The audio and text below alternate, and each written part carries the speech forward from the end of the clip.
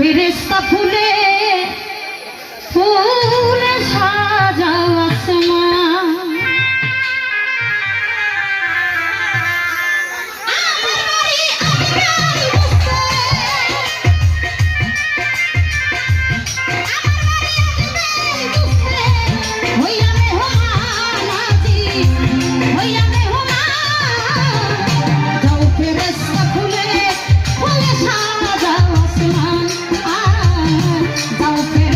ফুলে